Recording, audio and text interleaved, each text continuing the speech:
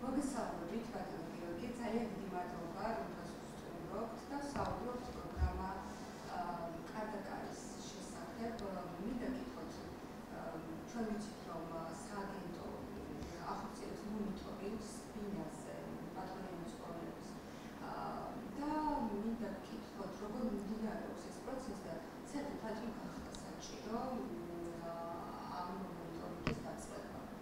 მოგესალმებით, მოგიხსენება ცხოველთა მონიტორინგის სააგენტოს ძირითადი მიზანი არის შინაური ცხოველების პოპულაციების მართვა ქალაქ თბილისში. ერთ-ერთი მთავარი ამოცანა არის პატრონიანი ცხოველების რეგისტრაციის ბაზის წარმოება. რაც გულისხმობს შემდეგში, მეპატრონეები ვალდებულები არიან საკუთარი ცხოველები დაჩიპონ და არეგისტრირონ, გაასტერილონ მეტისი ცხოველები და გაუკეთონ ვაქცინაცია. სწორედ ამ მიზნისთვის, რომ ჩვენ განვახორციელოთ ეს ღონისძიებები პატრონიან ცხოველების შემთხვევაში, მოხდეს ცხოველის მეპატრონების ვალდებულების შესრულება, ეს არის ჩიპირება, ვაქცინაცია, სტერილიზაცია, კასტრაცია. ჩვენ დავიწყეთ პროექტი კარდაკარ, რადგან ჩვენ ყოველდღიურად ქუჩაში ხვდებით უმეთვალყურეო დატოვებულ პატრონიან ცხოველს, რომლის იდენტიფიცირებაც შემდეგში ვერ ხდება. სწორედ ეს არის ნომერ პირველი წყარო მიუსაფარი ცხოველების გამრავლების. სწორედ ამ მიზნით სააგენტომ დაიწყო პროექტი კარდაკარ, რომლის მიხედვითაც წინასწარ შედგენილ მარშრუტით გადაადგილდებიან ჩვენი თანამშრომლები და სწორედ ცნობიერების ამაღლებას მეპატრონების მხრიდან ვალდებულებების შესრულებას ემსახურება ეს ყველაფერი. ჩვენ მისამართზე დავდივართ, ვთავაზობთ იმ პროცედურებს, რაც უნდა შეასრულონ მეპატრონეებმა. ჩვენ ადგილზე მეპატრონეებს ვთავაზობთ ცხოველების ვაქცინაციას, რეგისტრაცია, იდენტიფიცირებას ჩიპის მეშვეობით, ხოლო სტერილიზაცია, კასტრაციას ჩვენ ვთავაზობთ მუნიციპალურ თავშესაფარში ან ვეტერინარულ მანქანაში. როგორ მიმდინარეობს ეს პროცესი, მოსახლეობა რამდენად ინფორმირებული არის თქვენი სააგენტოს წარმოქმნიდან და ასე ყველაზე ხშირად რა დამხმარებლობს საწყობებით. მინდა გითხრათ, რომ საკმაოდ წარმატებით მიმდინარეობს ეს პროექტი, რადგან ცნობიერება მოსახლეობის საკმაოდ არის ამაღლებული. მინდა გითხრათ, ამ ერთი თვის განმავლობაში, რაც დაიწყო პროექტი, მისამართზე მისვლისას უკვე ეს ადამიანები არიან ინფორმირებულები, რომ არსებობს ასეთი პროექტი, რომ ჩვენ ვთავაზობთ ასეთ პროცედურებს, ეს არის ჩიპირება და ვაქცინაცია მისამართზე. მაგრამ სამწუხაროდ მისამართზე ნაკლებად ხდება გასტერილებული პატრონიანი ცხოველი, რეგისტრირებული ცხოველი და ეს არის სწორედ იმის მანიშნებელი, რომ საჭირო არის ასეთი პროექტის განხორციელება ეხლაც და მომავალშიც. სამწუხაროდ ხშირ შემთხვევაში არ არის შესრულებული მოვლა პატრონობის წესები. რაც მდგომარეობს შემდეგში ქალაქ თბილისის საკრებულოს დადგენილებით, ქალაქ თბილისში ყველა მეპატრონე არის ვალდებული, რომ საკუთარი პატრონიანი ცხოველი დაჩიპოს, გაუკეთოს ვაქცინაცია, შეუქმნას მინიმალური პირობები სახლში ცხოვრებისთვის და მეტისის შემთხვევაში გაასტერილოს საკუთარი ცხოველი. ძირითად შემთხვევაში ეს მოვლა პატრონობის წესები არის დარღვეული.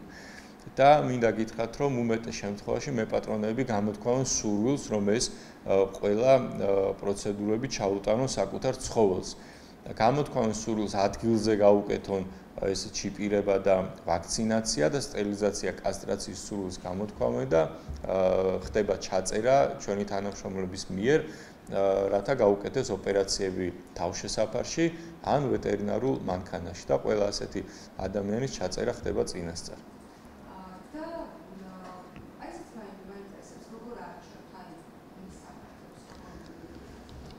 ჩვენ დავიწყეთ ძირითადად საკუთარი დასახლებებით, მაგალითად ჩვენ ამჟამად მუშაობთ გლდანის რაიონში და კარდაკარ დავდივართ ყველა მისამართზე. რა თქმა უნდა, ყველა მისამართზე არ გვხვდება ცხოველი, იქ შემთხვევაში უბრალოდ არ გამოთქვამენ სურვილს მოქალაქეები, რომ მიიღონ მონაწილეობა და ის რა თქმა უნდა ნებაყოფლობითი არის, მაგრამ ჩვენი კვლევისთვის ესეც მნიშვნელოვანია.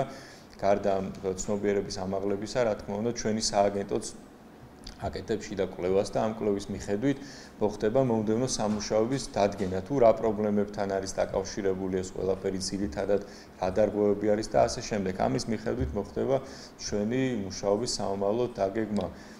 ძირითად შემთხვევაში, როგორც ვახსენეთ, ჩვენ გვაქვს დაურეგისტრირებელი ცხოველი, გვყავს გაუსტერილებელი ცხოველი, რაც რა თქმა უნდა ასახავს რეალურად ჩვენს ქალაქში დღევანდელ მდგომარეობას, რადგან ისევ გავიმეორებ, სწორედ პატრონიანი ცხოველი არის მიუსაფარი ცხოველის გამრავლების ძირითადი წყარო, რადგან ყოველდღიურად ხდება უმეთვალყურეოდ დატოვებული პატრონიანი ცხოველი, რომლის იდენტიფიცირებაც ვერ ხდება სამწუხაროდ. ამჟამად მხოლოდ გდანის ტერიტორიაზე მუშაობთ თუ თბილისის სხვა რაიონებში და საერთოდ ეს პროცესი რამდენად გაგრძელდება ესეც კონკრეტულად? ამჟამად მუშაობთ გდანის რაიონში მხოლოდ, რა თქმა უნდა, გადავალთ სხვა რაიონებშიც. ჩვენ დაგეგმილი გვაქვს, რომ მიმდინარე წელს განვახორციელოთ აღნიშნული პროექტი, მაგრამ რა თქმა უნდა, შესაძლებელია მომავალ წელსაც გავაგრძელოთ, ეს გვიჩვენებს სამუშაო პროცესი. და ის სწორედ როცა საუბარი არის მიუსაფარი ცხოველების პრობლემაზე. რატომ არის სულ უბრალოდ ის რომ შეკითხვა, რატომ არის ამდენი მიუსაფარი ძაღლი დედაქალაქში? როგორც ვიცით, კვლევაც იყო ჩატარებული ბოლო პერიოდში და ეს ამაზეც რომ ვთქვათ, რაოდენობა, რა მონაცემები გვაქვს, რამდენი მიუსაფარი ძაღლია და ამ კითხვასაც თქვენი პასუხი არის, რომ რატომ ყავს ამდენი მიუსაფარი ცხოველი? დიახ, უკანასკნელი კვლევის მიხედვით დადგინდა, რომ ქალაქში ყავს დაახლოებით 32,000-მდე მიუსაფარი ცხოველი. ჩვენი სააგენტო ყოველწლიურად აკეთებს უამრავ, მაგალითად, მხოლოდ წინა წელს გაკეთა 10,000-მდე სტერილიზაცია, კასტრაციის ოპერაცია.